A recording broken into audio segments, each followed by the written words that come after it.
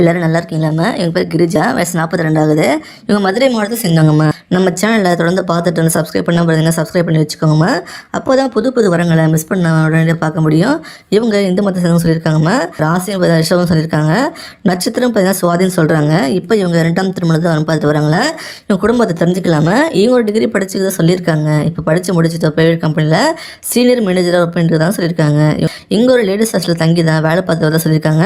இங்கே ஒர்க் பண்ணி நல்ல இன்கம் சம்பாதிச்சு வரதான் சொல்கிறாங்க. இவங்க டிகிரி படிப்பில் கோல்டு மெடல் வாங்கியிருக்கதான் சொல்லியிருக்காங்க. அந்த அளவு நல்ல திறமையானதாம இவங்க பேரண்ட்ஸ் பார்த்தீங்கன்னா 2 பேருமே கவர்மெண்ட் ஜாபில் ஒர்க் பண்ணி ரிட்டையர் ஆகிட்டு தான் சொல்கிறாங்க.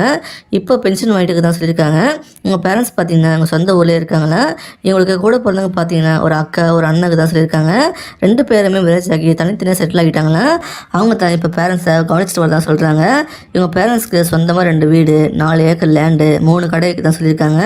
அப்புறம் ரிட்டையர் ஆகி வந்த அமௌண்ட்டில் எப்படியில் இண்டெக்ஸ் மியூச்சுவல் ஃபண்டில் போட்டுக்கு தான் சொல்லியிருக்காங்க. இவங்களுக்கு பல வகையில் இன்கம் வந்துட்டுருக்குன்னு சொல்லியிருக்காங்க. இவங்களுக்கு ஃபஸ்ட்டு மேரேஜ் அரேஞ்ச் பண்ணி நடந்துன்னு சொல்கிறாங்க. மேரேஜ் அப்புறம் அவங்க ஹஸ்பண்ட் போதைக்கு அடிமையாகி தெரிய வந்திருக்கு. மாப்பிள்ளை வீட்டில் இதை மறைச்சி கல்யாணம் செஞ்சு வச்சு தான் சொல்கிறாங்க. அதை சரி பண்ண முயற்சி பண்ணாலும் சரி வரலன்னு சொல்கிறாங்க. இவங்களை அடிக்க ஸ்டார்ட் பண்ணிட்டாங்களா. இப்படி ஏன் இந்த லைஃப்பை கஷ்டப்பட்டு வாழணும் டிசைட் பண்ணி இப்போ தனியாக பிரிஞ்சு வந்துட்டு சொல்லியிருக்காங்க. இப்போ லைஃப் கொஞ்சம் பீஸ்ஃபுல்லாக போயிட்டுருக்குன்னு சொல்லியிருக்காங்க. இப்போ அதுலேருந்து மீண்டு வந்து 2ஆம் திருமணம் பண்ணிக்கலாம் டிசைட் பண்ணி வரம் பார்த்துட்டு இருக்காங்க. அதனால தான் நம்மகிட்ட வந்திருக்காங்கம்மா. இவங்க என்ன எதிர்பார்க்குறாங்கன்னா வீட்டோட மாப்பிள்ளை சொல்கிறாங்கம்மா.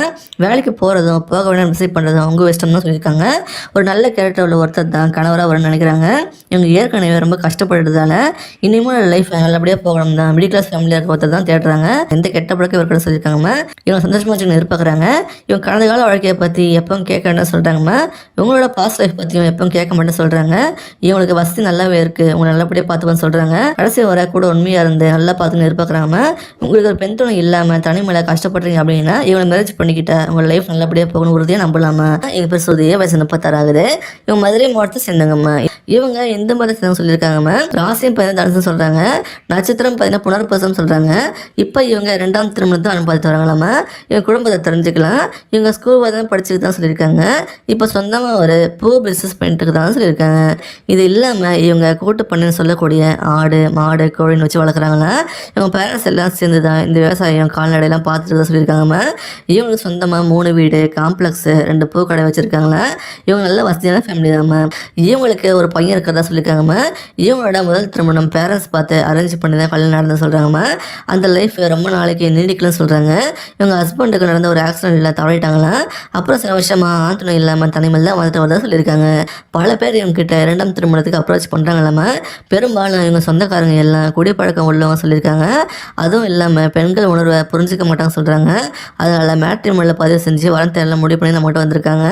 அப்புறம் முக்கியமாக கெட்ட பழக்கம் இது கூட சொல்கிறாங்கம்மா. இவங்களையும் நல்ல மரியாதையாக நடத்தி நல்லபடியாக உணவுகளை புரிஞ்சு நடந்து எதிர்பார்க்குறாங்க. அப்புறம் விவசாயத்தில் ஆர்வம் இருந்தால் ரொம்ப நல்லா எதிர்பார்க்குறாங்கம்மா. இங்கே பிஸ்னஸ்க்கு கூட இருந்தால் சப்போர்ட் பண்ணணும்னு சொல்கிறாங்க. இவங்க ஆடு மாடு கோழி வளர்க்குறதால இவங்க இயல்பாகவே ரொம்ப கேரிங்காக பார்த்துக்கூடிய உணவுன்னு சொல்கிறாங்கம்மா. மேரேஜை இவங்களே செஞ்சு வைக்கிறத சொல்லியிருக்காங்க.